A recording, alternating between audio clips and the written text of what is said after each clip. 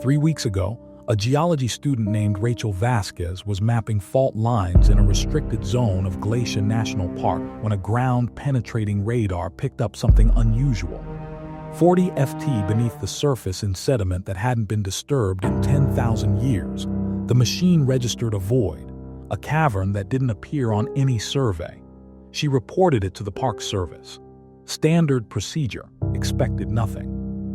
What she didn't expect was the helicopter that arrived within 4 hours, or the men in unmarked uniforms who rappelled into that cavern with equipment she'd never seen, or the way a ranger she'd known for 3 summers looked at her like she'd uncovered a grave she was never supposed to discover. They pulled bones from that cavern. Bare bones, dozens of them, skulls with cranial cavities 40% larger than any grizzly on record. Femurs showing healed fractures from what looked like high-caliber gunshot wounds. Teeth worn down not from age, but from grinding against something harder than bone. One skull was different, larger. The jaw structure wrong, too articulated, too flexible, like it could open wider than physics should allow. The eye sockets were angled forward like a predator that judged distance for precision attacks rather than the side-mounted eyes of a typical bear. But the detail that made Vasquez's hands shake wasn't the size or the structure. It was the hole in the back of the skull. Small, precise, surgical. Someone had removed this animal's brain carefully, deliberately, and based on the oxidation patterns on the surrounding bone. They'd done it while the creature was still alive. The men in unmarked uniforms took everything. The bones, her equipment, her notes, the GPS coordinates. They made her sign something she wasn't allowed to read. They told her the cavern never existed, the radar malfunctioned, and if she mentioned this to anyone, she'd lose her research grant, her degree, and her freedom. Then they filled the cavern with concrete, but Vasquez did mention it, not publicly. She wasn't that foolish. She mentioned it to her grandfather, a retired fish and wildlife officer who'd worked Glacier National Park in the 1960s, a man who'd been present on August 13, 1967. The night 2 19-year-old women were torn apart by grizzly bears in 2 separate attacks miles apart in what official reports called a tragic coincidence.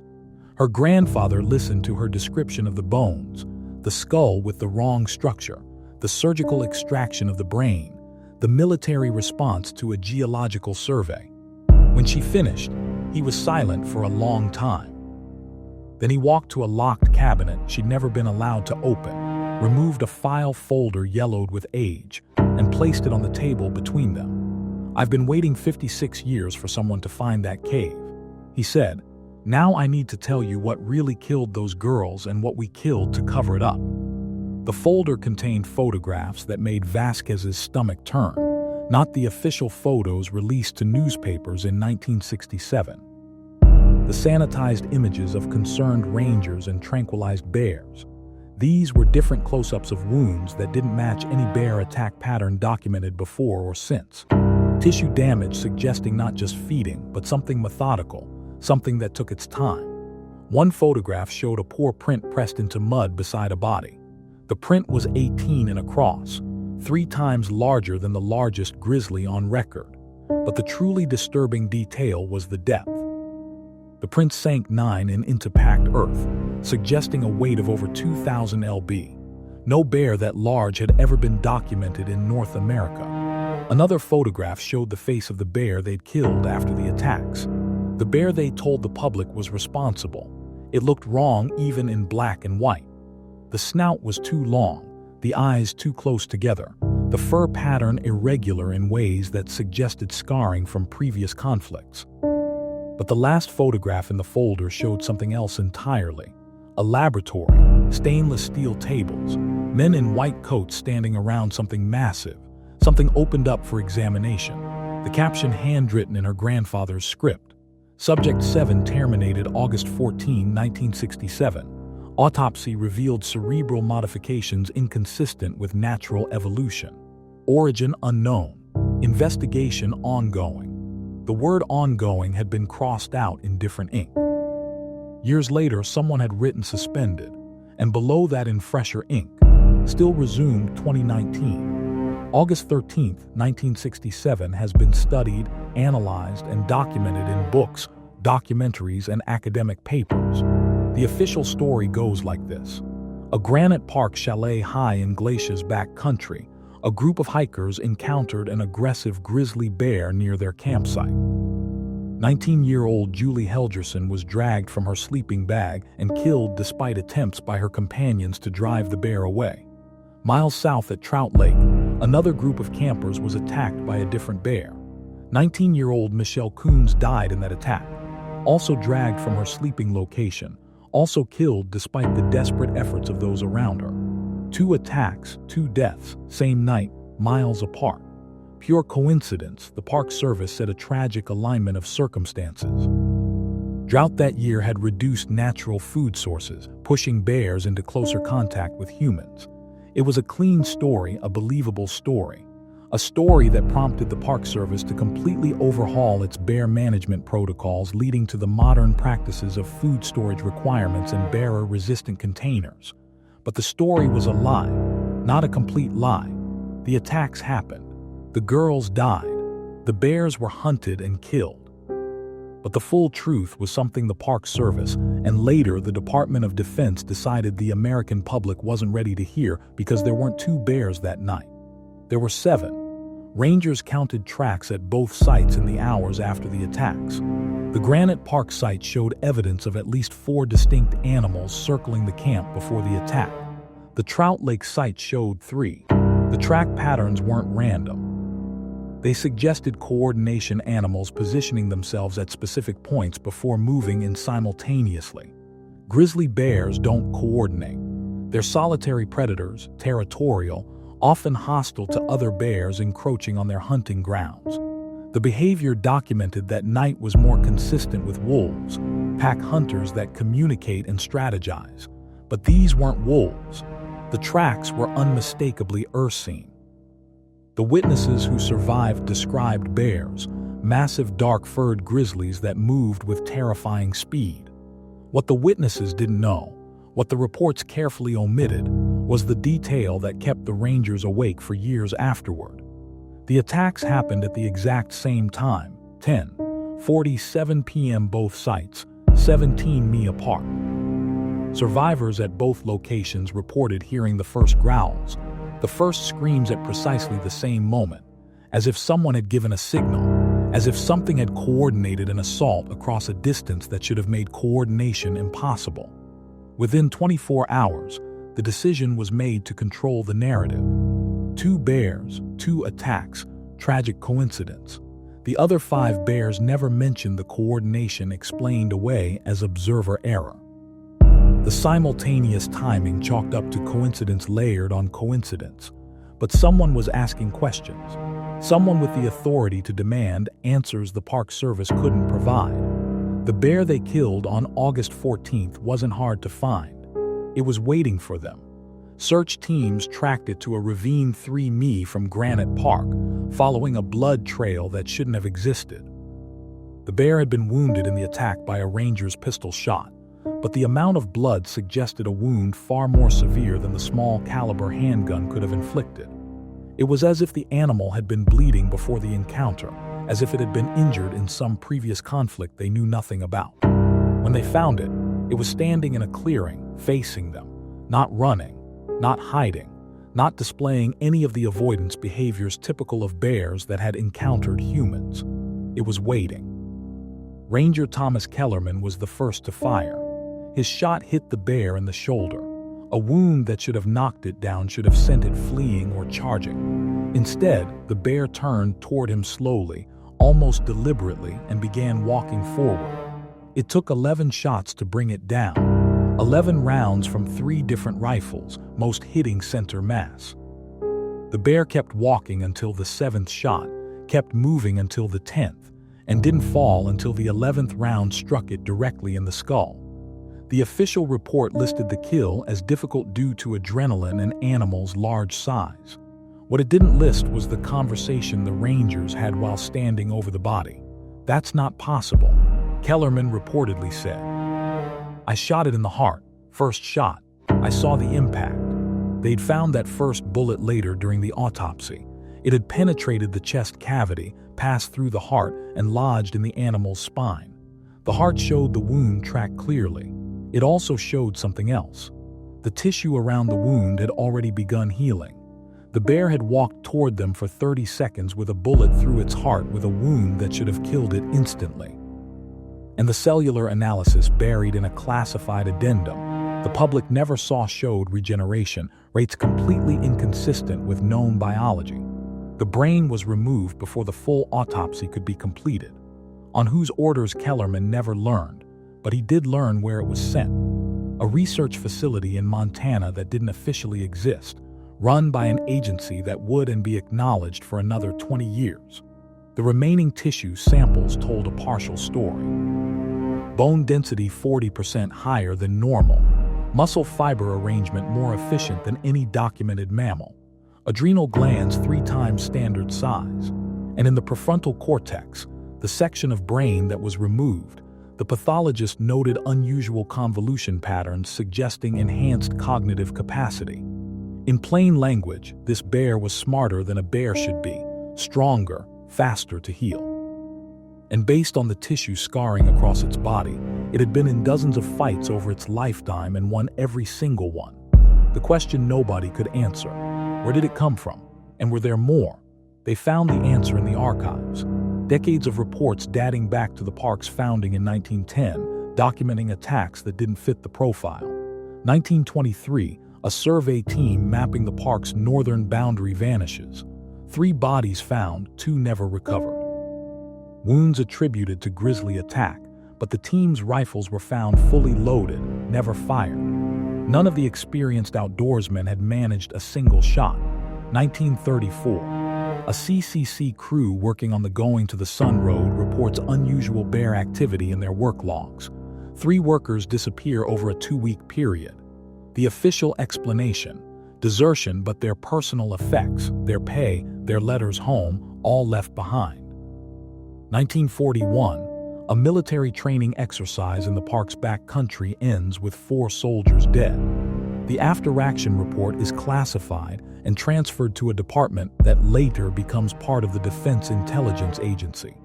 The soldiers' families are told they died in an equipment accident. 1956. A hunting party on a permitted grizzly hunt shoots a bear that takes 17 rounds before falling. The hunter who killed it, a former Marine sniper who'd served at Iwo Jima, refuses to have the kill registered. Tells the ranger that wasn't a bear. I don't know what that was, but it wasn't a goddamn bear. Moves his family out of Montana the following month, never returns. The 1967 attacks weren't an anomaly. They were an escalation. Someone in Washington noticed the pattern. The attacks clustered in cycles. Roughly every 11 years, the frequency increased. 1923, 1934, 1945, 1956, 1967. Each cycle brought more encounters, more deaths, more bodies with wounds that didn't match textbook bear attack patterns. A wildlife biologist named Dr. Marcus Webb was quietly commissioned to study the phenomenon in 1968. His report, never published, contained a hypothesis that the Department of Defense found disturbing enough to immediately classify. The subjects appear to be a distinct subspecies of Ursus arctos, potentially a relic population of a Pleistocene variant believed extinct. Their behavior suggests pack hunting capabilities, enhanced problem solving, and what can only be described as strategic thinking. They appear to target humans not out of desperation or territorial defense, but deliberately, almost ritualistically. Webb's report also contained a prediction. The next major cluster would occur in 1978. He was wrong by 1 year, but he was close enough that when 3 hikers disappeared in 1979, leaving behind only blood and tracks and 1 grainy photograph of something massive moving between trees, the government decided observation wasn't sufficient. They needed containment. They needed eradication. They needed people trained to kill things that shouldn't exist. They needed the SEALs. Master Chief Robert Mac McAllister had killed men on 4 continents before he was asked to kill something else in Montana. The briefing came in October 1979, in a windowless room at a facility he was never told the location of. A woman in civilian clothes showed him photographs that reminded him of nothing he'd seen in combat, nothing he'd seen in nature documentaries, nothing he'd seen in nightmares. Bodies that had been opened up systematically, camps that had been surrounded and overwhelmed, and a photograph of something standing in tree line at dusk, too large to be a grizzly, too wrong in its proportions to be anything he recognized. "What am I looking at?" he'd asked. "We're not sure," the woman admitted. "Something that's been living in these mountains for a very long time, something that's learned to hunt us." The team was assembled from operators who wouldn't be missed, men with particular skill sets. McAllister for tracking and command, 2 Marine Force recon shooters for firepower, a Special Forces medic who'd done research work in animal behavior, and a CIA paramilitary officer who spoke 4 languages and would later admit he was there primarily to ensure nothing left the mountain that could expose the operation. They entered Glacier National Park on October 15, 1979, posing as a geological survey team. They carried standard hunting rifles for appearance and experimental weapons they'd been told not to discuss. The plan was simple: locate the pack, document numbers and behavior, eliminate all subjects. The plan fell apart on the second night. What McAllister remembers from that operation comes in fragments now, pieces that don't always connect. The medic found tracks near their camp on night 1, tracks that circled their position completely before withdrawing. Whatever was out there knew they'd arrived. It was sizing them up. The CIA officer disappeared on night 2. No sound, no struggle, no tracks leading away. Just an empty sleeping bag and a blood smear too small to account for a full-grown man. They found his body on night 3, arranged at the base of a tree in a position that looked almost peaceful, but the examination revealed he'd been opened from sternum to pelvis, his organs removed, his body cavity packed with pine needles and moss, not eating, sending a message. That's when I understood McAllister would later record in a document never intended for public release. These things weren't hunting us. They were testing us, seeing what we'd do, how we'd react. Every move we made, they were learning from. The remaining team set an ambush on night 4. Bait position, overlapping fields of fire, thermal scopes that should have revealed any large mammal within a 100 m. The scopes showed nothing. The creatures came anyway. McAllister's after-action report described them in clinical terms. Subjects demonstrated ability to regulate body temperature, rendering thermal imaging ineffective. Movement speed exceeded estimates.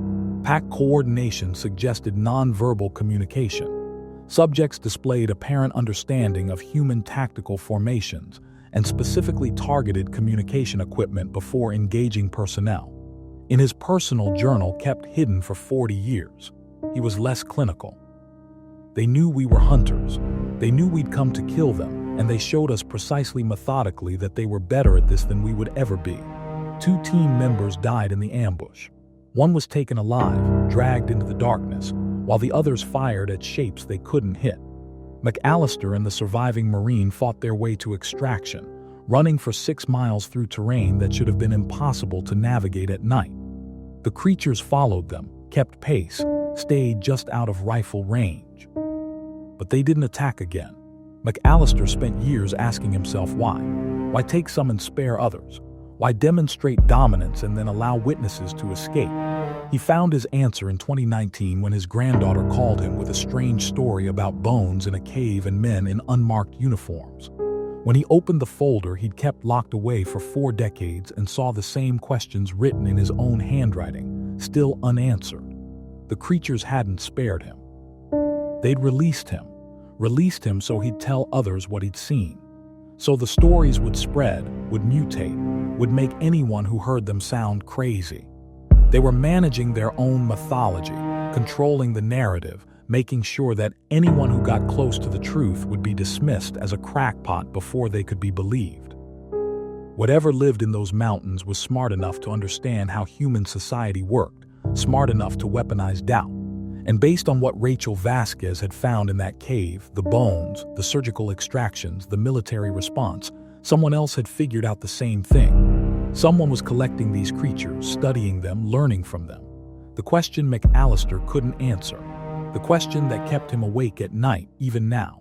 Were they containing a threat or were they building one? The 2019 operation wasn't supposed to involve McAllister. He was 73 years old, living in a cabin outside Missoula, spending his days fly fishing and pretending the nightmares had stopped. The military had forgotten him. The agency that had sent his team into those mountains in 1979 had been dissolved, restructured, dissolved again, its records scattered across a dozen successor organizations. But in March of 2019, a black SUV pulled up to his cabin. Two men in suits that cost more than his truck stepped out and asked if he remembered Glacier. He considered lying, considered telling them he was just an old man with memory problems. Too many years between then and now. But something in the way they asked, the careful phrasing, the slight nervousness beneath their professional composure told him these weren't men who'd come to bury old secrets. They'd come because the old secrets had woken up. They showed him footage on a tablet filmed 3 weeks earlier by a wildlife research team studying wolverine populations in the park's northern wilderness.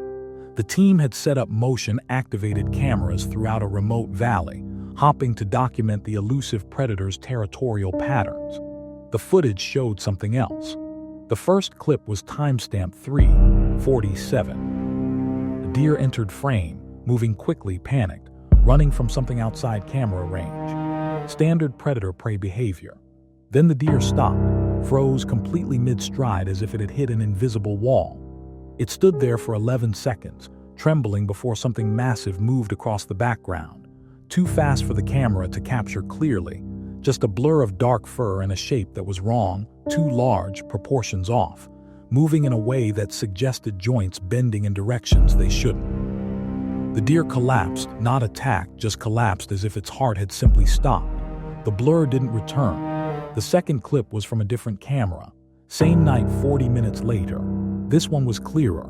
A bear or something shaped like a bear standing at the edge of frame, completely motionless. It faced the camera directly as if it knew it was being recorded. The footage ran for 7 minutes. The creature never moved, never blinked, just stared into the lens with eyes that caught the infrared light and threw it back like mirrors. At the 6-minute mark, it smiled. Bears don't smile. Their facial muscles aren't structured for that expression. But this thing's lips pulled back, revealing teeth that were too uniform, too white, arranged in rows that suggested something other than standard Ursine dentistry. The smile held for 43 seconds. Then the creature turned and walked out of frame with a gait that McAllister recognized immediately. He'd seen that walk in 1979, seen it in his dreams every night since. "We need you to identify it," the men in suits told him. "Confirm what we're dealing with." "You already know what you're dealing with," McAllister replied. "Question is what you're planning to do about it." They didn't answer. They didn't need to. The fact that they'd come to him, a man officially listed as deceased since a convenient heart attack in 1982, told him everything. Whatever was happening in those mountains, whatever they'd found, it was bad enough that they needed someone who'd survived before. The problem was, McAllister wasn't sure he'd actually survived. Part of him had died in those woods 40 years ago. The part that slept peacefully, the part that trusted the natural order, the part that believed humans sat at the top of the food chain. These creatures had taught him otherwise, and based on the footage he just watched, they'd spent 4 decades getting smarter. The research team that had captured that footage was found 3 days later. All 4 members arranged in a clearing 2 mi from their base camp. Arranged was the operative word. They hadn't fallen where they died, hadn't been scattered by predator activity, hadn't shown any of the disorganization typical of animal attacks. They were seated in a circle facing inward, hands placed on their knees. Their expressions were peaceful. Their eyes were open. And their skulls, examination later revealed, were completely empty. Not damaged, not cracked open. Empty. The brain tissue had been removed through the ear canals, a process that should have been impossible without surgery, without tools, without visible trauma. Each skull showed the same thing.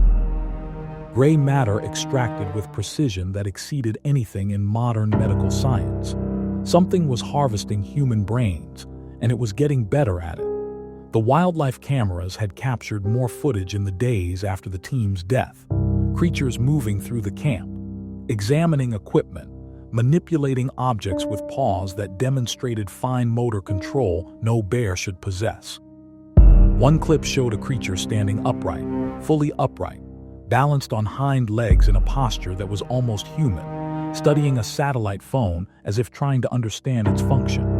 The final clip, recorded the night before the recovery team arrived, showed 7 creatures standing in that same circle where the bodies had been arranged. Standing together, facing inward in perfect mimicry of their victims' final positions. They stayed that way for 3 hours. Then, as dawn approached, they turned as one, simultaneously without any visible signal, and walked into the tree line. 7 different directions, perfect coordination. McAllister watched that footage 6 times before he could speak.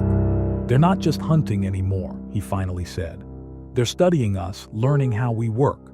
"Learning for what purpose?" the suits asked. McAllister thought about the brains, the extracted tissue, the systematic removal of the one organ that separated humans from every other species. "They're not just learning about us," he realized. "They're learning from us, taking what we know, our memories, our skills, our understanding of the world." The suits exchanged glances that told McAllister his guesses had aligned with their classified briefings. "We need to contain this," they said, "before it spreads." "Contain it? How?" "You tried in 67. You tried in 79. Every time you go after these things, more people die and the creatures learn your tactics. This time is different. We have assets you didn't have. Technology, weapons, personnel specifically trained for anomalous threat engagement." McAllister laughed, a dry, humorless sound. "Personnel, you're sending another team. We are sending several teams. Coordinated operation, complete coverage of the territory, and we want you there. Advisory capacity. You're the only living person who's encountered them and survived that you know of," McAllister said quietly. "That I know of." He thought about the man his team had lost in 1979. The CIA officer taken alive, dragged into darkness. They'd found his body, found the ritualistic arrangement, the removed organs, but they'd never found his head. What if the creatures had kept it, kept the brain, learned whatever secrets a CIA paramilitary officer carried in his skull? 40 years of accumulated intelligence. 40 years of human knowledge, absorbed by something that was already smarter than it should be. McAllister agreed to advise the operation, not because he thought it would succeed. He was fairly certain everyone involved would die, but because he needed to see them again, needed to understand what they'd become, needed to know if the thing that had taken his teammates 40 years ago still remembered him. He was afraid of the answer, but he was more afraid of never knowing. The operation was scheduled for September 2019, time to coincide with the bears' pre-hibernation feeding period when they'd be most active and theoretically most predictable. But in the months of preparation, McAllister did his own research, pulled files he wasn't supposed to access, called in favors from people who owed him debts they'd hoped he'd forgotten. What he found rewrote everything he thought he understood. The creatures in Glacier weren't unique. They weren't even American. Reports from Siberia dating to the 1800s described bear attacks with the same signature. Coordinated groups, surgical precision, brains removed from victims. The indigenous Evenki people had a name for them, words that translated roughly to the ones who wear their kills. They believed these bears absorbed the souls of their victims, growing wiser with each death. The Russian Imperial Army had attempted to exterminate them in 1907. 300 soldiers entered the eastern taiga. 41 returned. Their commanding officer's final report, classified for a century before being leaked online in 2014, contained a single recommendation: seal the territory, mark it forbidden, never return. Soviets ignored this advice. In 1951, a research team from the Academy of Sciences documented what they called anomalous ursine specimens in the restricted zones. Their findings, buried in archives that weren't digitized until 2008, described bears with brain-to-body mass ratios approaching human levels. Bears that demonstrated problem-solving capabilities exceeding great apes. Bears that appeared to communicate across distances through means the scientists couldn't identify. One researcher, Dr. Yuri Petrov, proposed a theory that got him transferred to a psychiatric facility in Novosibirsk. These specimens are not bears in any meaningful taxonomic sense. They wear the form of bears, utilize the ecological niche of bears, but their origin appears to predate modern earthen evolution. They may represent a parallel development, an alternative solution to the question of apex predation, one that prioritizes cognitive accumulation over physical dominance. In simpler terms, something bear-shaped had evolved to hunt by getting smarter, and it got smarter by consuming intelligence.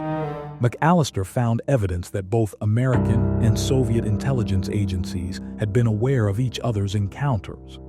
A 1962 CIA memorandum referenced Soviet research into enhanced predator specimens with potential applications in biological warfare. A 1978 KGB report mentioned American attempts to weaponize anomalous fauna from Rocky Mountain territories. Both superpowers had tried to capture these creatures. Both had failed. Both had lost personnel in ways they refused to fully document. But someone had succeeded. The file McAllister found in a dusty archive at DARPA, mislabeled, misfiled, buried in bureaucratic obscurity, contained photographs from 1983.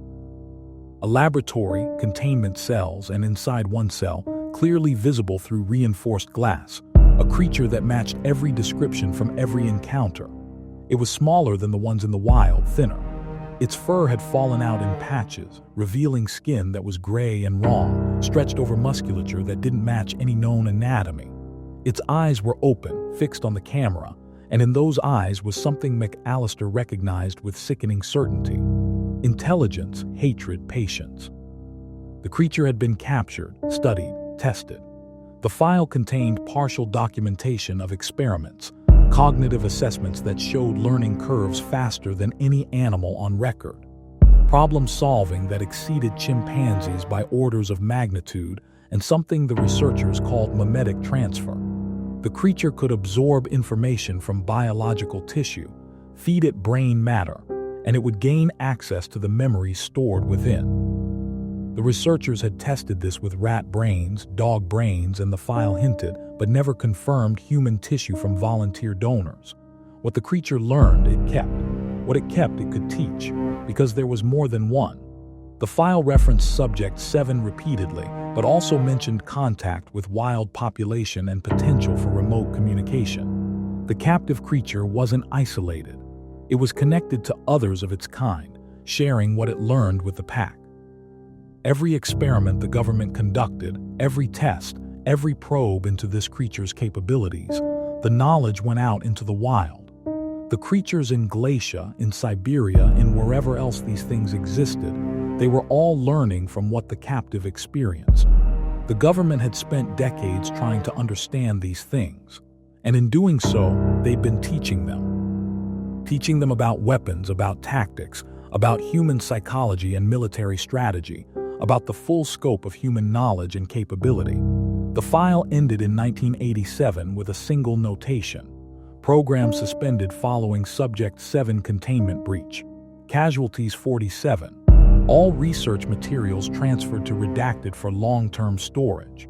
Subject 7 status unrecovered. 47 people dead. A creature that had spent 4 years absorbing human intelligence, including presumably classified military and scientific knowledge, loose in the wild. Subject 7 had escaped 32 years ago. It had rejoined its pack, and based on the footage from 2019, the pack had been busy. McAllister understood now why the government wanted him involved. Not just because he'd survived, because someone needed to witness what came next. Someone who understood that this operation wasn't about containing a threat. It was about assessing how bad the situation had become, how smart the creatures were now, how much they'd learned. The government was sending teams into those mountains, knowing they'd probably die because dead operators would tell them more about the enemy's capabilities than any surveillance ever could. McAllister was supposed to watch, evaluate, report. He was supposed to measure the disaster. The The September 2019 operation involved 3 teams, 18 operators total, inserting into the park from different entry points. McAllister monitored from a mobile command center positioned outside the park boundaries, watching feeds from helmet cams and drone surveillance. The first 36 hours were quiet. Teams moved through wilderness, documented tracks and scat, found evidence of recent activity, standard reconnaissance. The creatures knew they were there. The pattern of wildlife activity made that clear. Animals avoiding certain corridors, birds going silent in specific zones, but they didn't engage. On the second night, Team Alpha found the cave. Not the cave Rachel Vasquez would later discover. That was in a different sector, still undisturbed. This was something else, a natural formation that opened into a network of chambers extending deep into the mountain. The entrance was marked with scratches in the stone patterns that one operator, a linguistics specialist on loan from the NSA, said resembled proto-writing more than animal marking. They entered at 2200 hours. Helmet cam footage showed the descent headlamps cutting through darkness that seemed to swallow light more aggressively than physics should allow. The temperature dropped as they went deeper, 40 degrees, 30, 20. Their breath fogged in the beams of their lights. At the half-mile mark, they found the gallery. McAllister watched the footage in the command center, his hands gripping the edge of the console hard enough to leave marks in the metal. The gallery was enormous, a natural cathedral carved by water over millions of years, but what it contained wasn't natural. Shelves carved into the walls extending from floor to ceiling, and on those shelves arranged with meticulous care were skulls. Thousands of them. Human skulls. Animal skulls. Skulls of creatures that didn't match any species in the fossil record. Some were ancient, yellowed, fragile, crumbling with age. Others were newer, still carrying traces of tissue. They were organized by type, by size, by some classification system the operators couldn't decipher, and they were all empty. Every skull opened at the base, brain cavity hollow. "It's a library," the linguistics specialist whispered, his voice crackling through the radio. "They're storing them, cataloging them." One wall was different from the others. The skulls, they were arranged in a specific pattern surrounding a central shelf that held something other than bone. Photographs, documents, objects. The operator moved closer, camera adjusting focus. McAllister felt his heart stop. He recognized the photographs. They were from the 1979 operation. His team, the operators who had died, the CIA officer who had been taken alive. And there on the central shelf was a skull that still had hair attached to it. Gray hair, short military cut. Below it, carefully preserved a CIA identification badge. They'd kept it for 40 years. They'd kept the trophy, displayed it like a museum piece. But worse than the skull was what surrounded it. Documents, papers the CIA officer had been carrying, classified briefings about Soviet military positions, intelligence assets in Eastern Europe, nuclear facility locations. The creatures hadn't just killed him, they'd studied what he knew, and they'd kept the documentation to prove they understood it. "Get out," McAllister said into the radio. "All teams get out now." The order came too late. The footage showed them emerging from the gallery, moving fast through the tunnel network. They made it 200 wide before the lights started failing. Not dying, failing, going dark one by one, as if something was absorbing the power. When the last light went out, the screaming started. McAllister watched the feeds cut to static, one after another.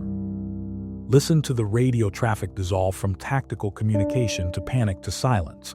18 operators, 4 minutes, and then nothing. The drone footage showed what happened on the surface. Animals emerging from the forest, drawn by something invisible, moving toward the cave entrance. Bears, wolves, deer, elk, natural predators and prey walking together, standing together, waiting. At 22:47 hours, something emerged from the cave. The drone's camera tracked it. Thermal imaging struggling to register a heat signature that kept shifting, kept changing. It looked like a bear, almost. The proportions were closer to right than they'd been in 1967, closer than they'd been in 1979. It was learning to look more normal, learning to blend in better. But its face, when it looked up at the drone, showed everything it had become. Features that might have been Ursine once, now carrying expressions that belonged on no animal. Satisfaction, amusement, contempt. It watched the drone for 30 seconds.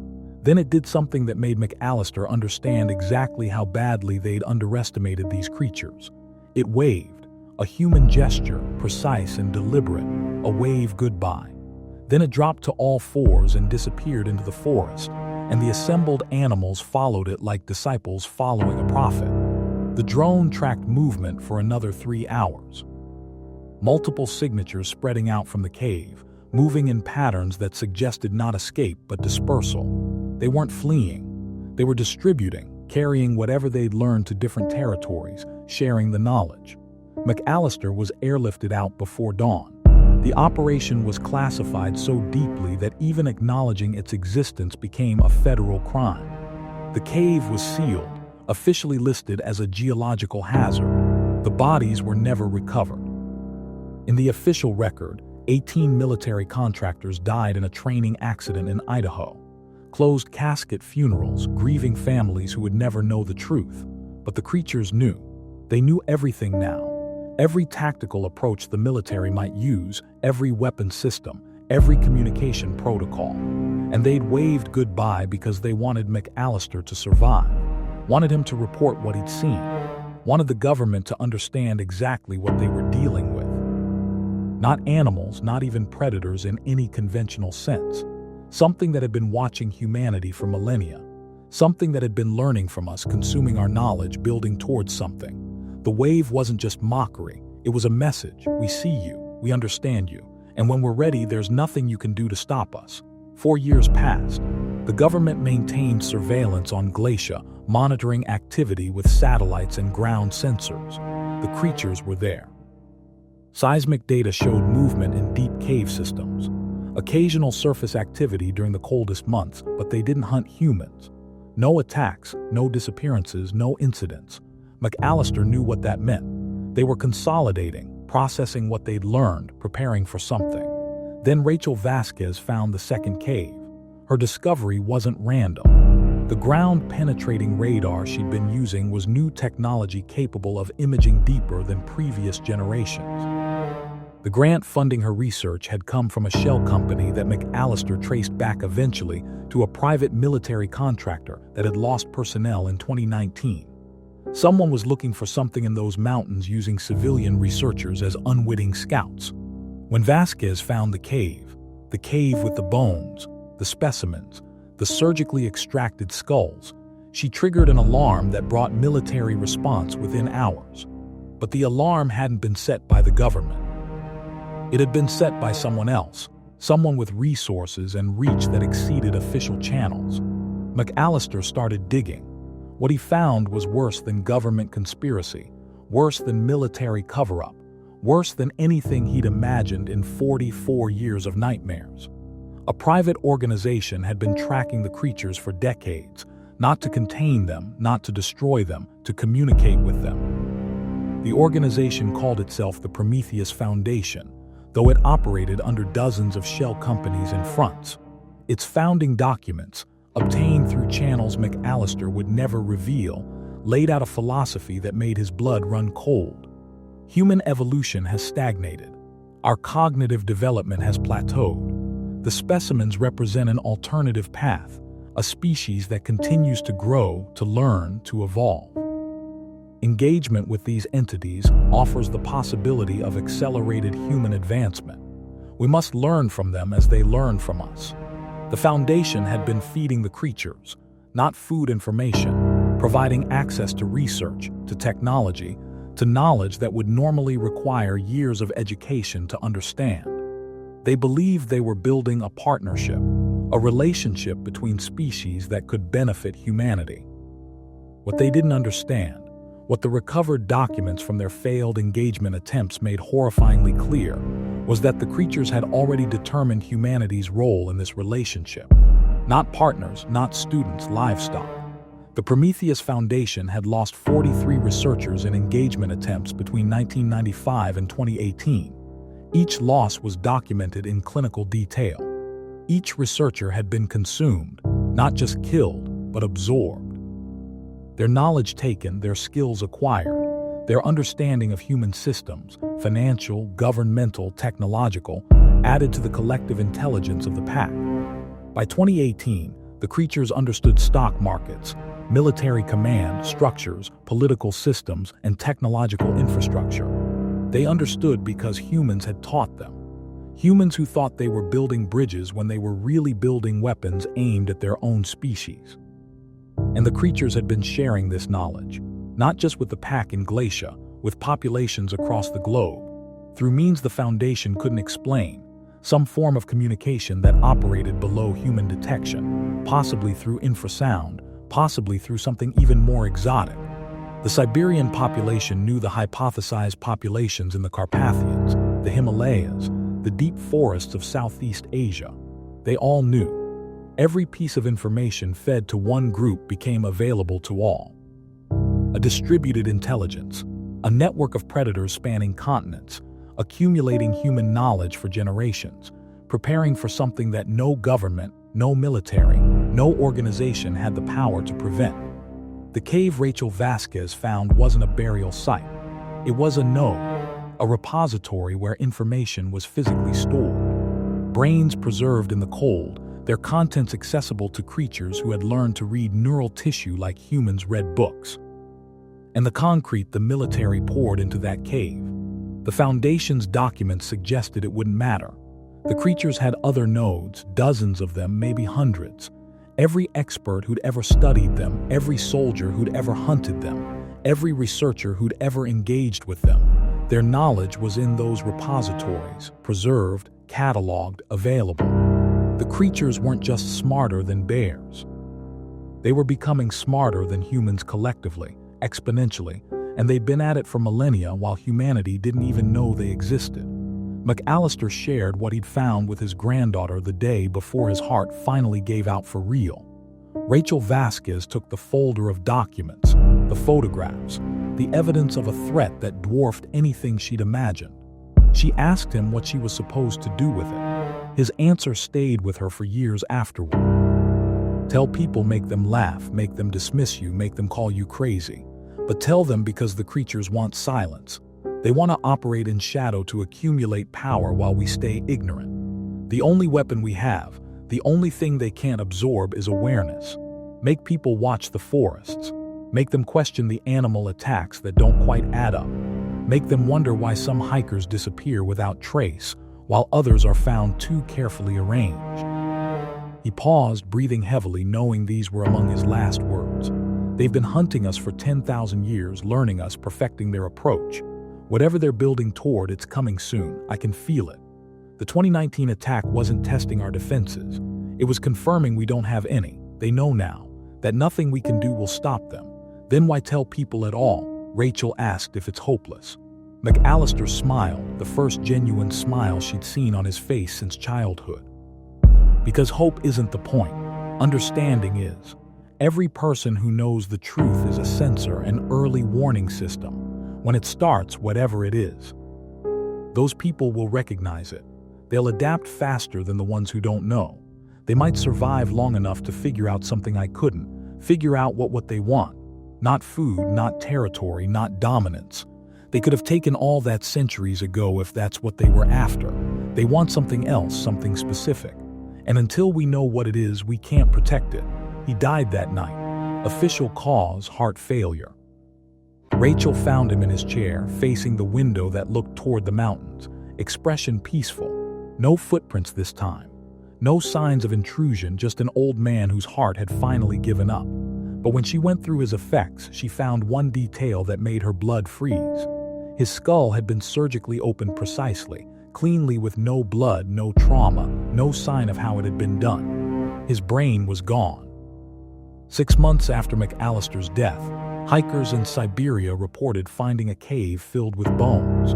Russian authorities sealed the site within 48 hours. The hikers died in an automobile accident 3 days later. 4 months after that, a research team in the Himalayas documented bear activity at altitudes where no bears had ever been recorded. The footage they captured showed something walking upright in the distance watching them. They evacuated immediately. 2 team members developed severe psychological issues within weeks. One claims to this day that something is living inside her head, watching through my eyes, she says, learning what I learn.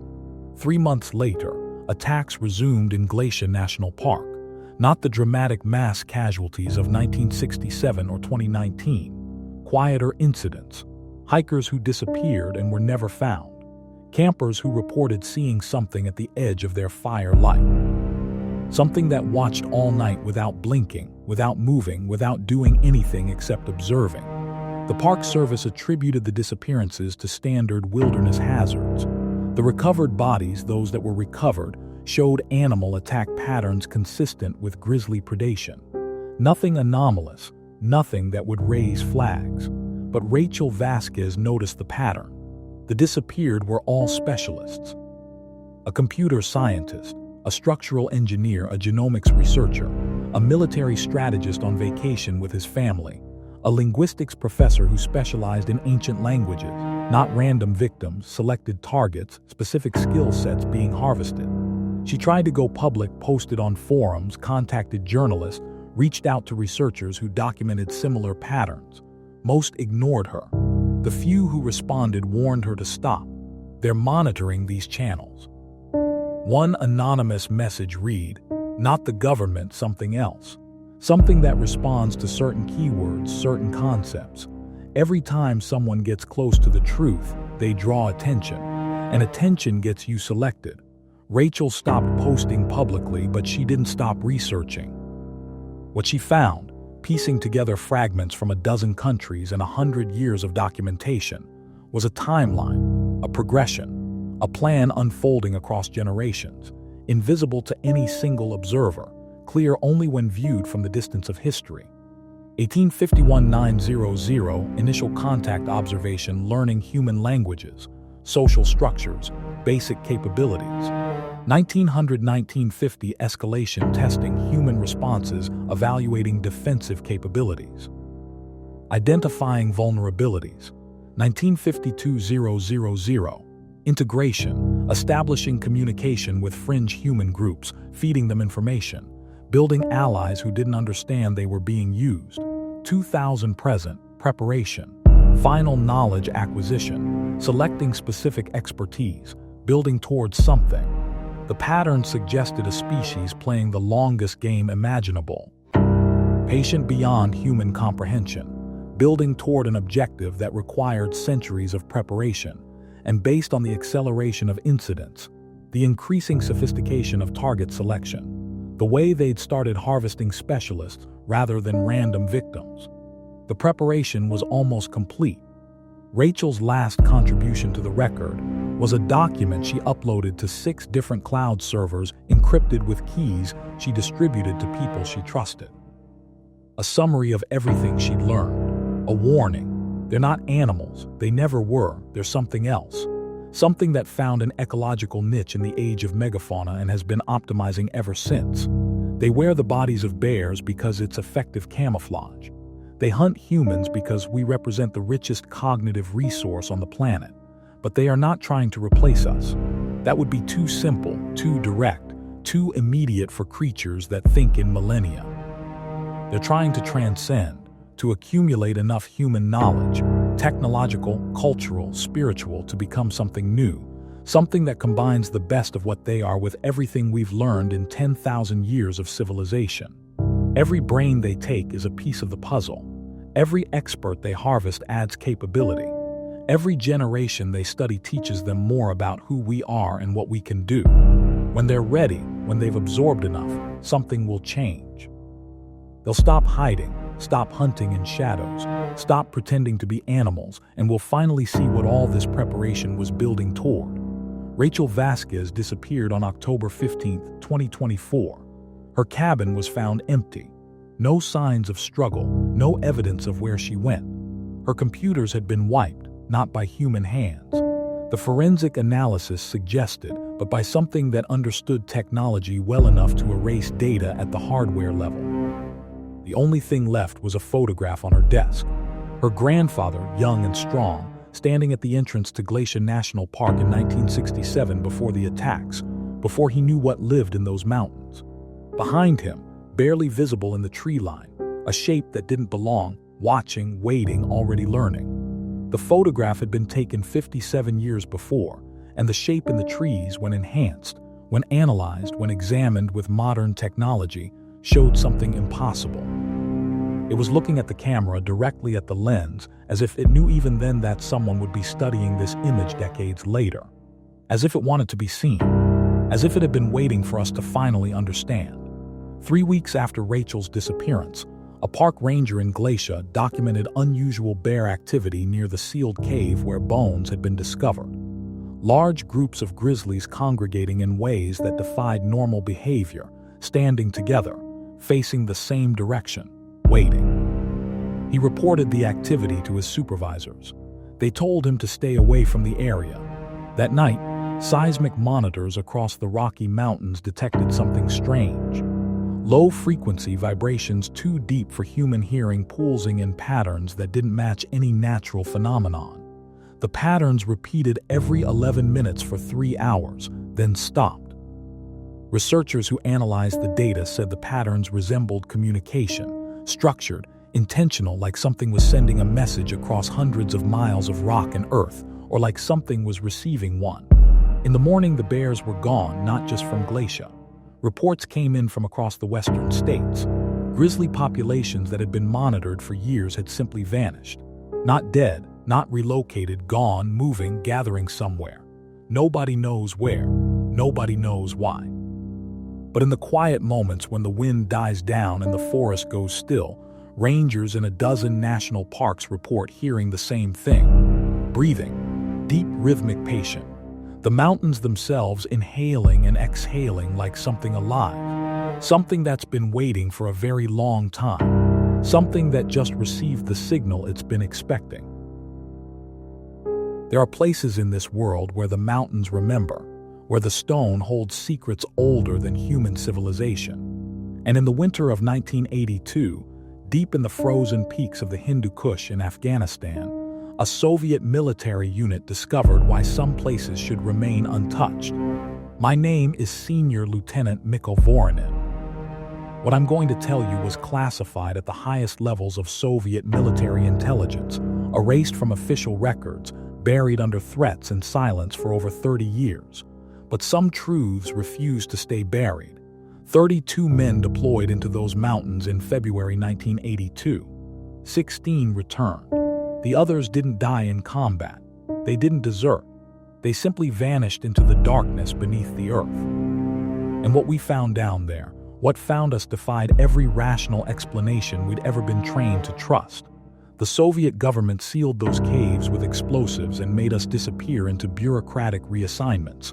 They thought they could contain it. They were wrong. This is actually what happened in those mountains that winter. And once you've heard it, you'll know why they did their damnedest to keep the truth from seeing the light of day. Welcome to Battleground Stories.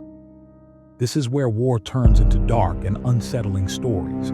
Before we begin, don't forget to subscribe and like the video. Let us know in the comments where you're watching from. Thank you for your support. Now let's begin. The mountains of Afghanistan don't forgive mistakes.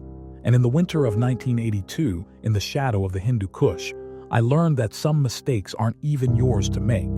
My name is Senior Lieutenant Mikhail Voronin. What I'm about to relate to you is something that never happened, at least as far as any officially recorded activity of the Soviet military is acknowledged. You'll never find it documented anywhere in Moscow. In point of fact, so far as the Soviet army is concerned, our expedition to the Saling Pass region never took place. We were never there. The men who were missing are not missing. And what we experienced on that frozen mountain is never to have occurred. But I was there. I saw what happened.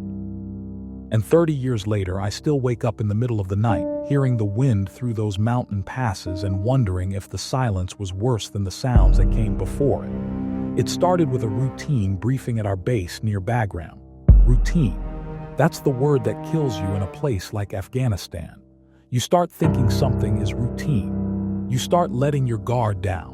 And that's when the mountains claim you. But we didn't know that yet.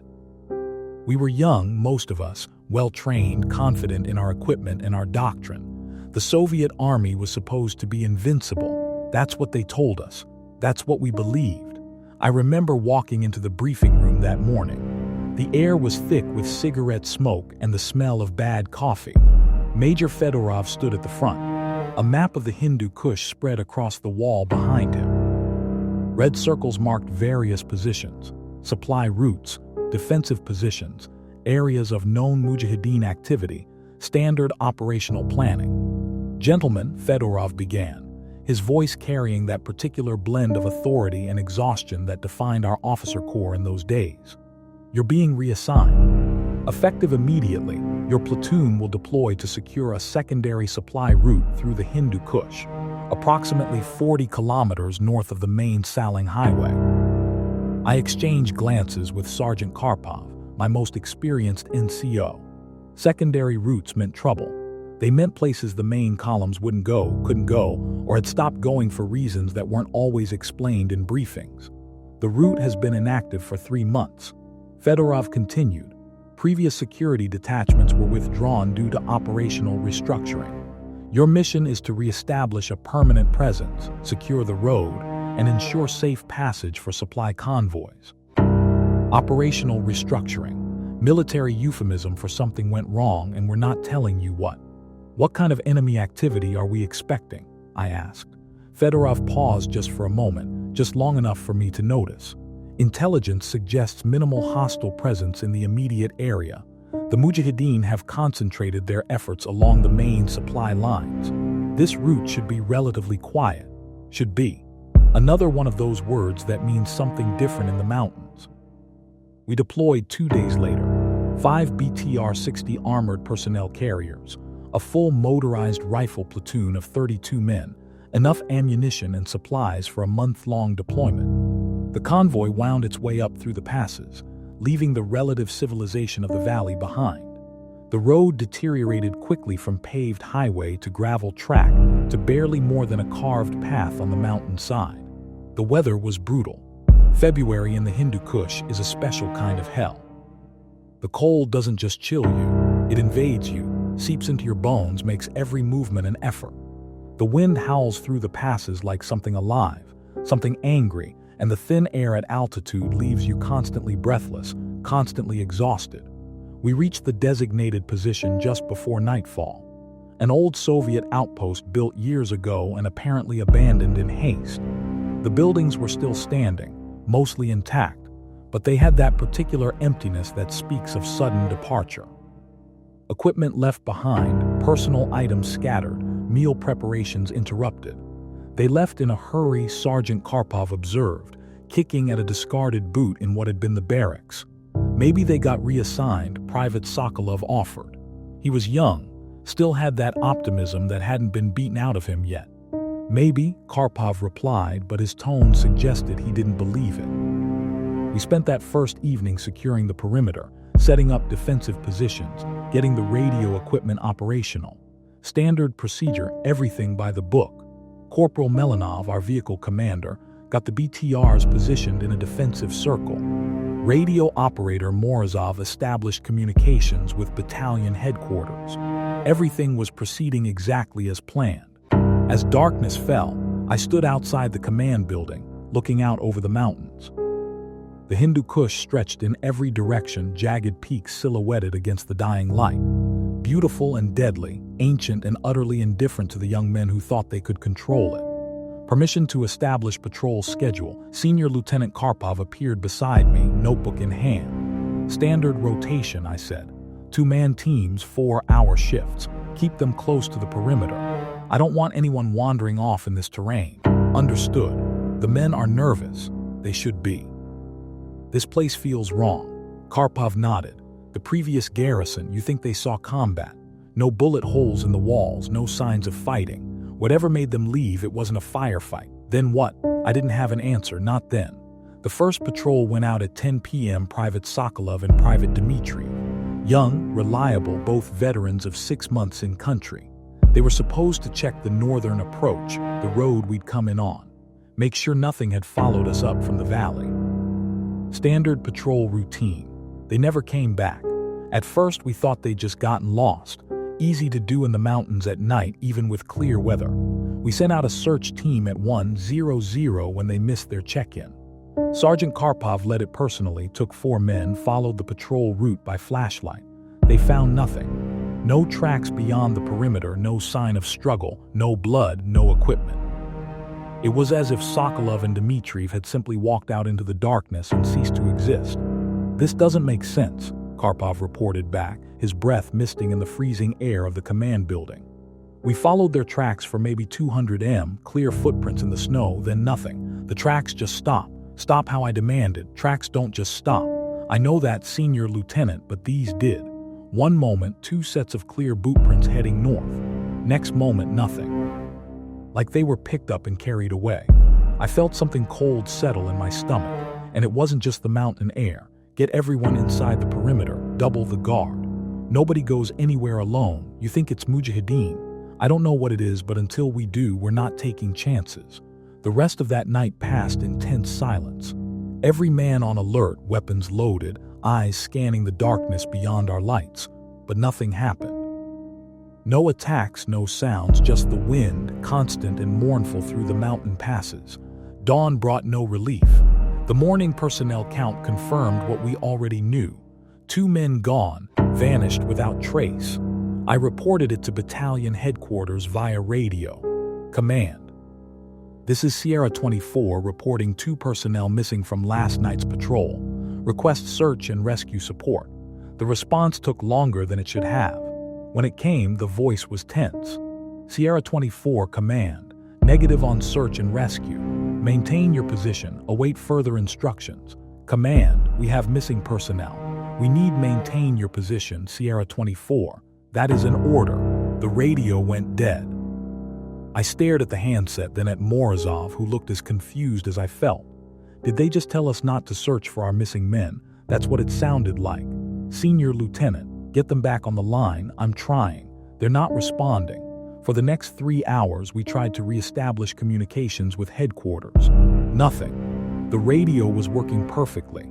We could pick up other units' traffic, could hear the normal chatter of military operations across the region. But when we tried to reach our own command, we got nothing but static. It was Corporal Melanov who first noticed the change in the mountains. He'd been conducting a visual reconnaissance from the highest point in our perimeter using binoculars to scan the surrounding terrain. When he came down, his face was pale. "Senior Lieutenant, you need to see this." I followed him back up to the observation point. He handed me the binoculars and pointed northeast toward a series of ridge lines about 3 km away. At first, I didn't see anything unusual, just mountains, snow, rocks, the standard desolation of the Hindu Kush. Then I adjusted the focus and my blood ran cold. The ridge line was lined with figures. They stood motionless, dark shapes against the snow, positioned at regular intervals along the crest of the ridge. Too many to count quickly, too distant to identify clearly, but unmistakably there, unmistakably watching us. "How long have they been there?" I asked. "I first noticed them about an hour ago. They haven't moved." Mujahideen don't stand on ridgelines in broad daylight. They know we have long-range weapons. I know, that's what bothers me. I watched the figures for several long minutes. They didn't move, didn't appear to be doing anything except standing there watching, waiting. "Get everyone to defensive positions," I ordered quietly. "No panic, but I want every weapon manned and ready. You think they're going to attack?" I lowered the binoculars and looked at Melanov. "I think something's very wrong here, and I think those men on the ridge know what it is." As we moved back toward the command building, I heard it for the first time. At first, I thought it was just the wind. The Hindu Kush is famous for the strange sounds the wind makes through the mountain passes, but this was different. This was deliberate. This was a sound that shouldn't exist. It started low, barely audible beneath the constant howl of the wind. A humming. No, not quite a humming, something deeper. Something that seemed to come from the mountains themselves. It resonated in my chest, made my teeth ache, set every nerve on edge. Sir Melanov had heard it too. What is that? I don't know. But even as I said it, I realized I was lying because some part of me, some ancient instinct buried deep in the human brain, recognized that sound. It was the same sound a predator makes before it strikes. The same sound the mountains make before an avalanche. It was a warning. Something was coming. And in that moment, as I stood in the frozen courtyard of an abandoned Soviet outpost deep in the Hindu Kush, surrounded by 30 increasingly nervous young men, listening to a sound that shouldn't exist, I finally understood why the previous garrison had left in such a hurry. They had heard it too. By noon, the figures on the ridge had multiplied. Where there had been dozens, now there were hundreds. They still hadn't moved. Still just stood there, dark shapes against the snow, watching our position with an intensity that was almost physical. You could feel their attention, their focus pressing down on us like the weight of the mountains themselves. We should call in an airstrike, Private Yuri Sokolov suggested. He'd been quiet since his patrol partner vanished. Now his voice carried an edge of desperation. Turn that entire ridge line into rubble. With what? I replied. We can't reach command. And even if we could, you think they're going to authorize an airstrike based on us reporting people standing on a mountain? Those aren't people, Senior Lieutenant. The words hung in the cold air. Nobody challenged them because we were all thinking the same thing. Sergeant Karpov had organized the men into defensive positions, every approach to our perimeter covered by interlocking fields of fire. The BTRs were positioned to provide maximum firepower. We had enough ammunition to hold off a battalion-sized assault. Everything by the book, everything according to doctrine. But doctrine doesn't account for an enemy that doesn't attack, doesn't account for soldiers who vanish without trace, doesn't account for sounds that come from the mountains themselves. The second disappearance happened during afternoon watch. Corporal Petrov and Private Kulov. They were manning a machine gun position on the western perimeter, visible from the command building. I checked on them myself not 20 minutes before they vanished. Both alert, both professional, both scared, but holding it together. Then they were gone. It was Private Kirillov who raised the alarm. The west position, nobody's there. We rushed to the position. The machine gun was still there. Ammunition belt still loaded. 2 sets of equipment, 2 rifles, 2 sets of gloves still warm, but no men. This is impossible, Karpov breathed. We've had eyes on this position all day. Nobody could have taken them without us seeing, but something had. I made a decision then that probably saved the rest of us, at least temporarily. Everyone inside. Now we fortify one building. We put every man where we can see him at all times. Nobody goes outside for any reason. What about the perimeter? Melanov asked. The perimeter is gone. Our perimeter is now the walls of that building. I pointed to the most defensible structure, an old barracks with thick walls and minimal windows. Move now. We consolidated inside the barracks as the sun began its descent toward the western peaks. 32 men had deployed to this position. Now we were 28. 4 men gone in less than 24 hours. 4 men who had simply ceased to exist. The humming sound had grown louder. Now it was unmistakable, permeating everything, making normal conversation difficult. It resonated through the building's walls, through the floor, through our bones. Some of the younger men were starting to crack. We need to get out of here, Private Ivgin whispered. We need to take the BTRs and run. Run where? I asked. 40 km of mountain road back to the highway at night with whatever took our men still out there. At least we'd be moving. At least we'd be doing something. He wasn't wrong. The waiting was killing us. The uncertainty, the growing certainty that we were completely outmatched by something we didn't understand and couldn't fight. That's when the radio crackled to life. Morozov had set up our communications equipment in the corner of the barracks, still trying to establish contact with battalion headquarters. When the speaker suddenly burst into static, every man in the room jumped. Then through the static, a voice distorted, barely recognizable but unmistakably speaking Russian. Sierra 24. Sierra 24. Morozov grabbed the handset. This is Sierra 24. Identify yourself. More static. Then the voice again. Sierra 24, you need to leave. Leave now, they're coming. Who is this? Identify yourself. It's Private Sokolov. We're alive. We're trapped. You need to leave before the transmission cut off. Not gradually. Not the way a weak signal fades. It just stopped mid-word like someone had thrown a switch. We stared at the radio in stunned silence. Private Sokolov, the first man to disappear. His voice unmistakable coming through the radio nearly 24 hours after he'd vanished into the mountains. That's impossible, Karpov said. He had no radio equipment. Even if he did, he's been gone for a day. How is he still alive in this cold? Where is he transmitting from? I asked Morozov. The radio operator checked his equipment, his hands shaking. I don't know, Senior Lieutenant. The signal direction is wrong. It's not coming from outside. It's coming from below us, below us. There's nothing below us. We're on solid rock. I know, sir, but that's what the equipment is telling me. The signal is coming from somewhere underneath this position. The implications of that sank in slowly like ice water spreading through my veins. The Hindu Kush is honeycombed with caves, ancient tunnels dug by wind and water over millennia, whole networks of passages that the Mujahideen used to move unseen through the mountains. But we had been told this area was clear. We had been told the caves were collapsed, unusable. We had been told many things, it seemed, that were not entirely true. Sir Melanov spoke up from his position by the window. The figures on the ridge, they're moving. I moved to the window, careful not to expose myself. In the dying light, I could see the dark shapes that had lined the ridge line all day. They were descending now, moving down the mountain side toward our position. Not fast, not charging, just walking. Hundreds of them, moving with an eerie synchronization, closing the distance with patient inevitability. Battle stations, I ordered. Load all weapons, prepare for contact. But even as I gave the order, I knew it was futile. We weren't prepared for this.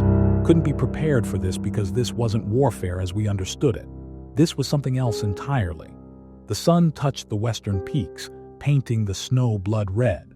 The humming sound reached a crescendo so loud now it was physically painful.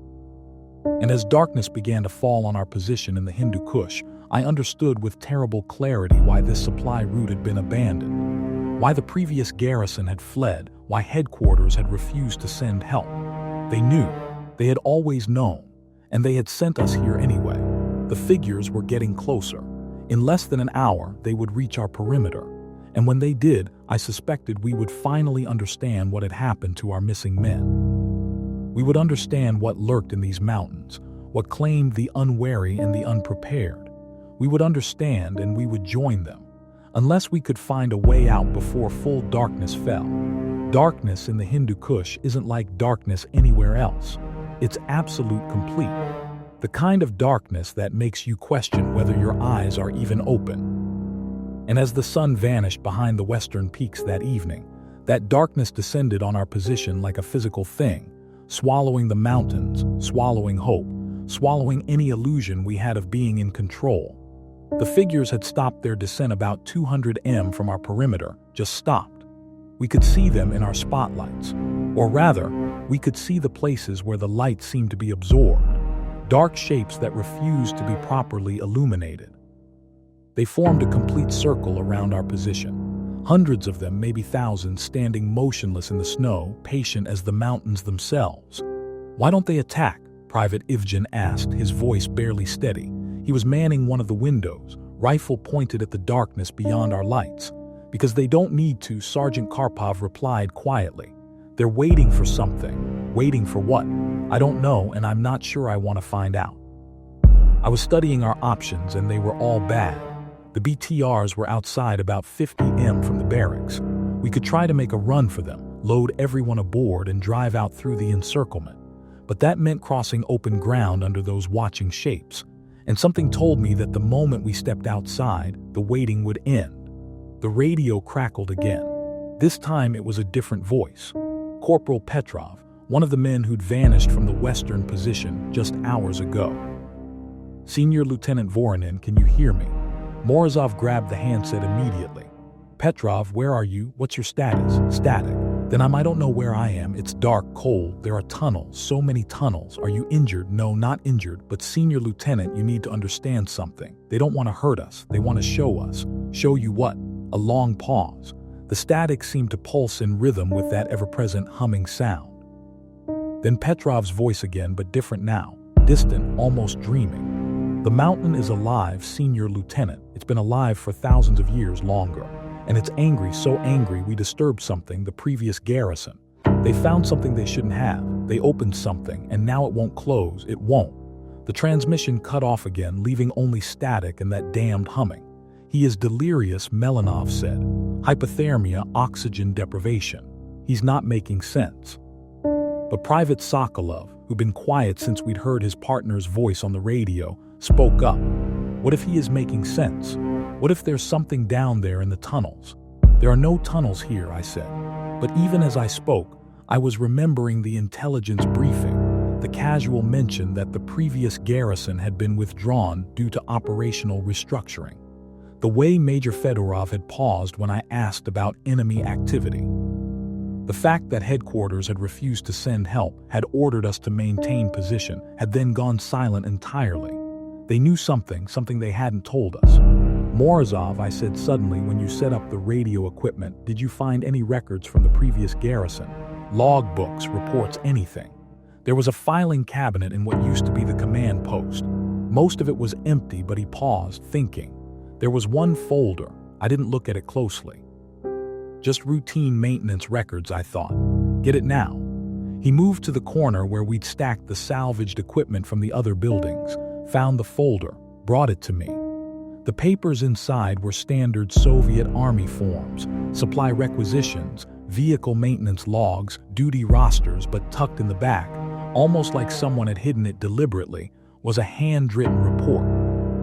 No official stamp, no signature, just 3 pages of cramped Cyrillic script written by someone whose hand had been shaking. I read it by flashlight, and with each sentence, the cold in my gut grew deeper. The report was dated 3 months earlier, signed only with initials VK. It described what the previous garrison had found during a routine patrol. An opening in the mountainside revealed by a rock slide. Not a natural cave, something else. Something with carved walls, with stairs leading down into the earth with symbols that didn't match any known language. They had explored. Of course, they had young Soviet soldiers far from home, bored and curious. They had taken flashlights and rope and gone down into the dark. What they found there. The report became less coherent at this point. Fragmentary, panicked references to the sleepers and the old ones, and something that should never wake. The writer described members of the patrol who had gone deeper into the tunnels and hadn't come back. Described hearing voices in the dark, speaking in languages that hurt to hear. Described finding chambers that shouldn't exist, filled with things that shouldn't be. The report ended abruptly. Command has ordered full evacuation. We are leaving everything. God forgive us, but we cannot stay here. We cannot face what we awaken. Tell anyone who comes after us. Seal the entrance. Collapse the tunnels. Do not go down there. Whatever you do, do not. The writing stopped mid-sentence, as if the writer had been interrupted or as if words had simply failed to describe what happened next. I looked up from the report to find every man in the room staring at me. Sir Karpov's voice was carefully neutral. What does it say? I folded the papers carefully, my hand steady despite the sick certainty growing in my stomach. It says the previous garrison found something in the mountains, something underground. And it says they left because they couldn't deal with it. What kind of something? It doesn't specify, but you have an idea. I did. God help me. I did. Because there are stories about the Hindu Kush that predate the Soviet Union, predate Islam, predate even the ancient empires that once ruled this land. Stories about things that lived in the mountains before humans came. Things that slept in the deep places waiting. Things that did not appreciate being disturbed. The Communist Party didn't believe in such stories. Of course, the party believed in material dialectics, in the scientific organization of society, in the inevitable triumph of Soviet ideology over superstition and mysticism. But here in the mountains, with the darkness pressing in and our men vanishing one by one, the party's certainty seemed very far away. The humming sound changed. It happened suddenly without warning. The steady drone that had been our constant companion for hours shifted in tone, becoming deeper, more resonant. The walls of the barracks began to vibrate. Dust fell from the ceiling, and from somewhere beneath us, directly beneath us, came a new sound. The sound of stone grinding against stone. Something's moving, Private Kirillov whispered. Something big. The floor trembled, not violently, not like an earthquake, but with a slow, deliberate movement, as if something enormous was shifting its weight in the deep places below. Then the lights went out. All of them. Our electric lights, our flashlights, even the glow from the radio equipment. Everything died simultaneously, plunging us into absolute darkness. For a moment, there was only the sound of 30 terrified men trying not to panic. The hiss of their breathing, the rustle of equipment as they fumbled for weapons they couldn't see. "Stay calm," I shouted into the darkness. "Nobody move." "Morozov, what happened to the power?" "I don't know, sir. Everything just died." Then in the darkness, something else. A new light, but not from our equipment. It started as a faint glow beneath our feet, seeping up through cracks in the concrete floor. A pale, sickly green luminescence that cast everything in a ghostly underwater light. It grew brighter, spreading like phosphorescence, and I realized with mounting horror that the floor itself was becoming translucent. We could see down below the barracks, below the foundation, below the solid rock we thought we were standing on. We could see tunnels, miles of tunnels, a vast network of passages carved into the living stone, extending deeper and deeper into the earth. And in those tunnels, things were moving. Holy God, Sergeant Karpov breathed beside me. The things in the tunnels were ascending. I could see them through the translucent stone, moving with purpose, climbing through the passages toward the surface, toward us. They were roughly human in shape, but wrong in every detail. Too tall, limbs too long, heads the wrong shape. And they moved with a fluid grace that was utterly inhuman, flowing through the narrow passages like water, like smoke, like something that existed in more dimensions than we could perceive. "We need to leave," I said, my voice surprisingly steady. "Now everyone grab essential equipment only. We're making for the BTRs, sir, those things outside. I don't care what's outside. Whatever's down there is worse." We moved quickly, professionally, falling back on training because it was the only thing keeping panic at bay. Weapons checked, equipment gathered, men organized into a tight formation. The eerie green glow continued to pulse through the floor, showing us things we didn't want to see, couldn't bear to see, but couldn't look away from. I positioned myself at the door, Karpov beside me. On my mark, we moved fast straight to the nearest BTR. Anyone who falls behind, we come back for them. Nobody gets left. Understood? "Yes, sir," came the chorus of replies, voices tight with fear but still disciplined. I reached for the door handle. It was ice cold, colder than metal should be, even in the Hindu Kush winter. I wrapped my hand in cloth and pulled. The door opened onto a world transformed. The figures that had circled our position were gone. The darkness that should have been absolute was instead filled with that same sickly green glow emanating from the ground itself. The snow had taken on a phosphorescent quality pulsing with inner light. And from every shadow, every outcropping of rock, every fold in the terrain, more of those wrong shapes were emerging. Not the motionless watchers from the ridgeline. These were different, active, purposeful, coming for us. "Move," I screamed, and we ran. The sprint to the BTRs was like running through a nightmare. The ground beneath our feet felt wrong, too soft, too yielding, as if the solid rock of the mountainside was becoming something else. The air was thick with that humming sound. Now so loud it was painful, making it hard to think, hard to remember why we were running or where we were going. Behind us, I could hear things, not footsteps, something else.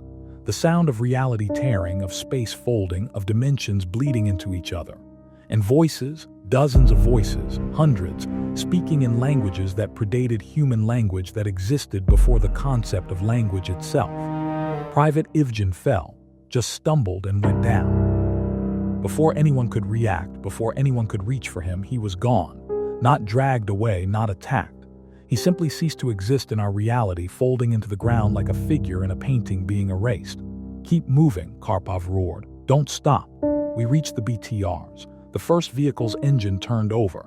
Miracle of Soviet engineering and men piled aboard with desperate speed. The second vehicle. The third, engines coughing to life in the freezing air. The fourth. The fourth BTR began to sink. Not into snow, not into mud, into the stone itself. The solid rock of the mountain was swallowing it, pulling it down with slow, inevitable force. The men inside scrambled out, screaming as their vehicle disappeared into the earth, consumed by the living mountain. "Leave it," I shouted. "Everyone into the other vehicles. Go, go." We crammed into the remaining 3 BTRs, more men per vehicle than was safe or proper. But proper didn't matter anymore. Only survival mattered. Only getting away from this place. Away from the things that were emerging from the deep places, away from whatever the previous garrison had awakened. The convoy lurched into motion, tires finding purchase on the increasingly unstable ground. We accelerated down the mountain road, fleeing into the darkness, leaving behind the glowing nightmare that our position had become. But as we drove, I looked back through the rear viewport. And what I saw made me understand that leaving wasn't going to be enough. The entire mountainside was glowing now. That sickly green light spreading like an infection, consuming peak after peak, ridge after ridge. And in that light I could see them. Thousands of them, tens of thousands. The sleepers, the old ones, whatever they were, rising from the deep places where they had waited for millennia, awakening to a world they no longer recognized, angry at the disturbance, hungry for the warmth of living things. And following us, the road ahead was dark, treacherous.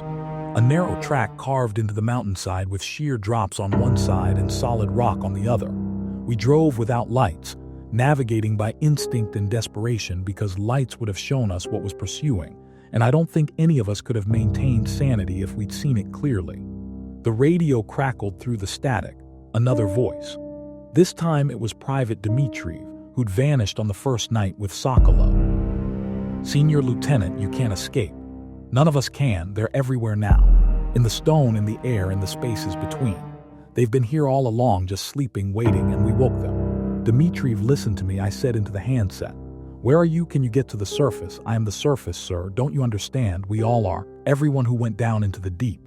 We're part of it now. Part of the mountain. Part of what sleeps and dreams and wakes and hungers. And soon you will be too."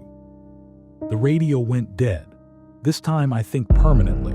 We drove through the night, pushing the BTRs to their limits, racing against the spreading glow behind us. How long? Hours, days. Time had lost meaning. All that mattered was the road ahead. The darkness, the desperate hope that we could outrun what we'd unleashed. Dawn found us 40 km from the position back on the main Saling Highway.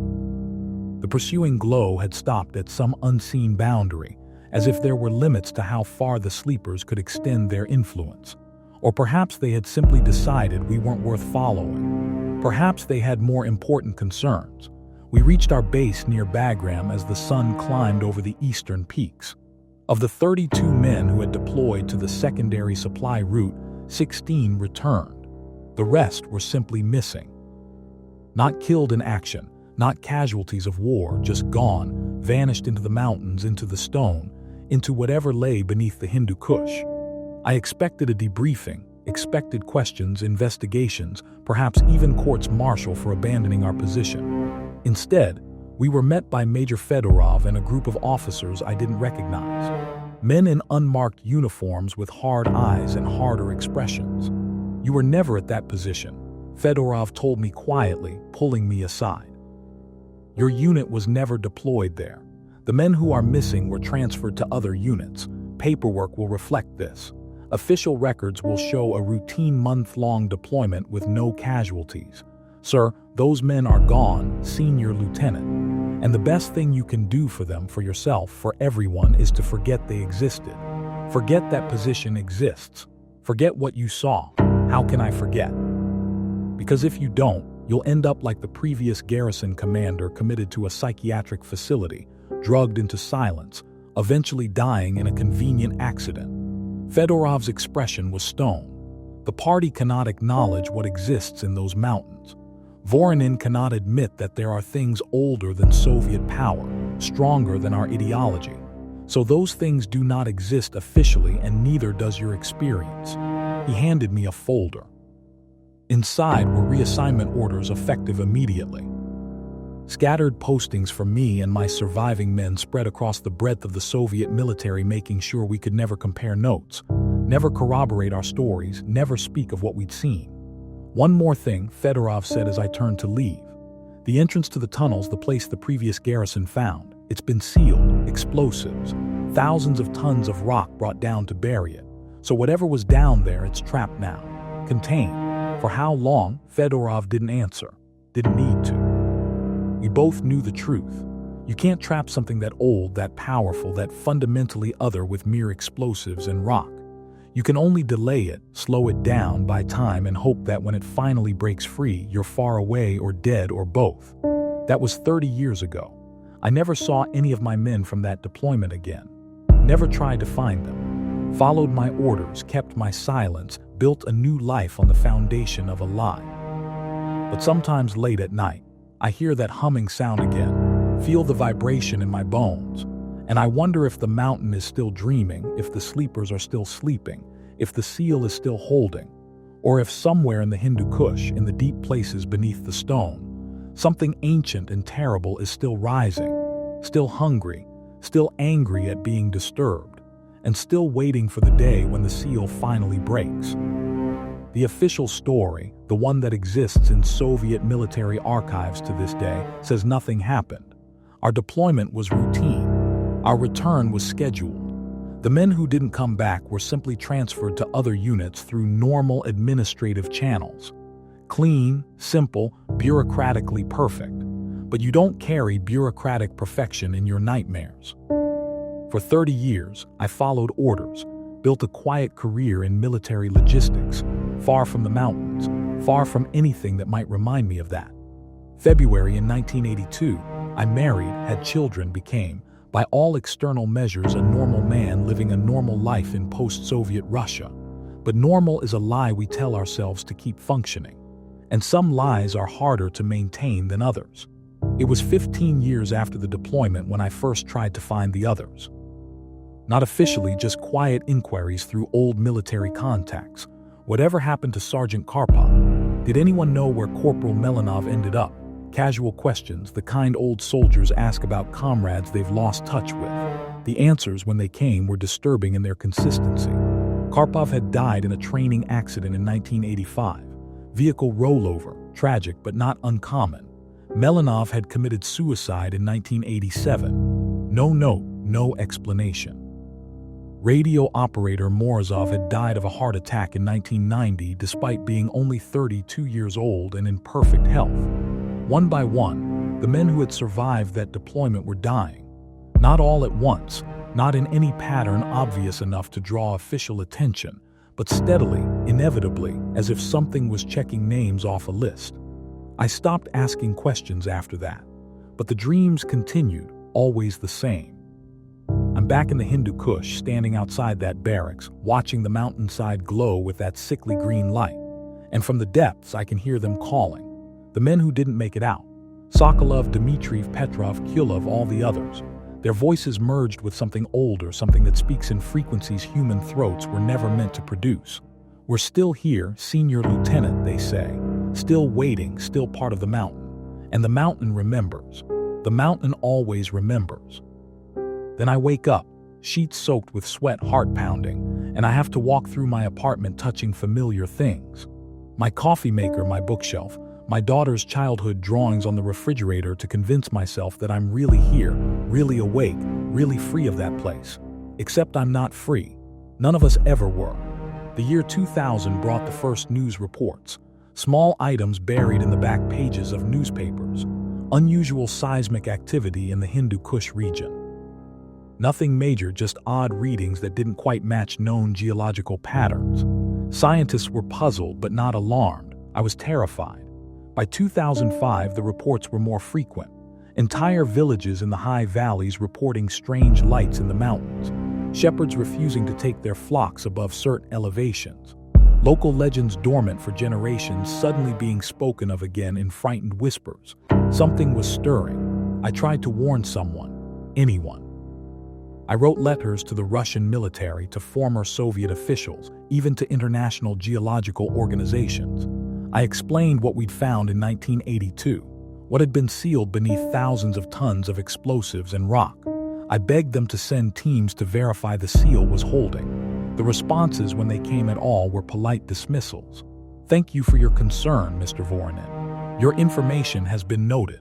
No action required at this time." They thought I was crazy. Perhaps I was.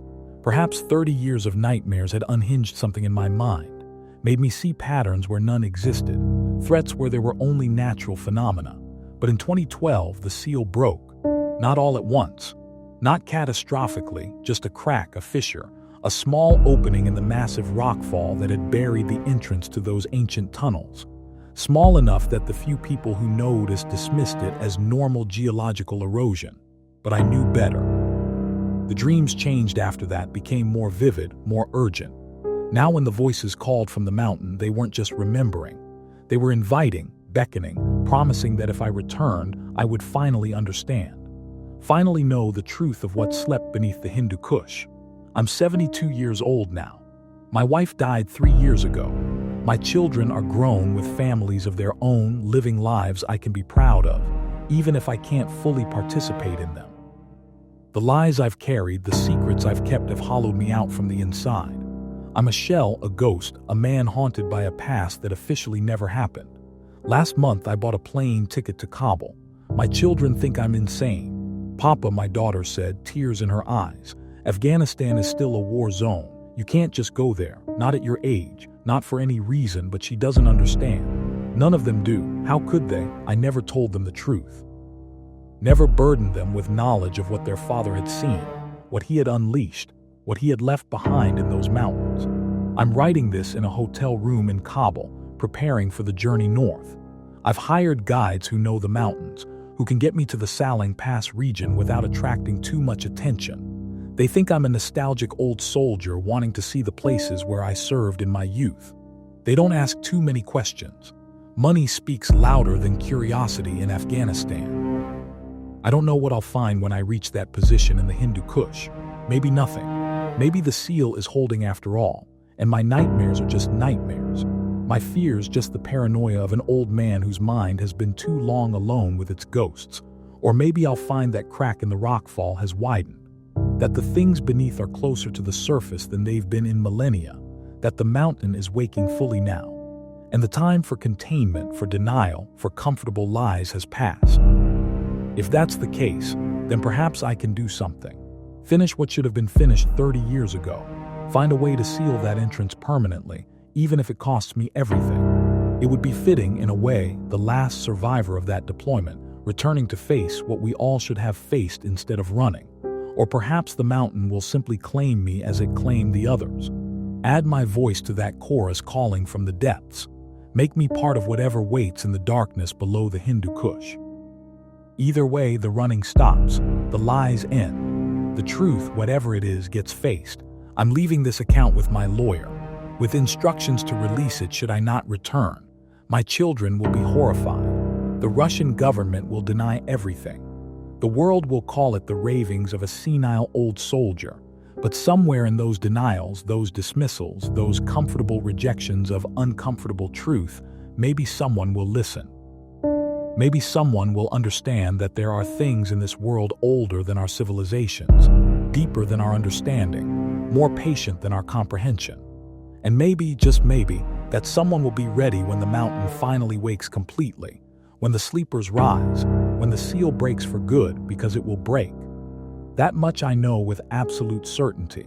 Whether in 10 years or 100 or 1,000, it will break. And when it does, the world will learn what the Hindu Kush has kept hidden for so long. I only hope that when that day comes, humanity remembers how to face the unknown with courage rather than denial, with action rather than bureaucratic dismissal, with unity rather than the kind of comfortable lies that let 32 young Soviet soldiers walk into a nightmare that should never have been disturbed. The morning light is breaking over Kabul now. My guides will be here in an hour. The journey to the mountains will take 3 days, maybe 4. After that, we'll see what waits in the deep places. We'll see if an old man's courage is enough to face what an old man's fear ran from so long ago.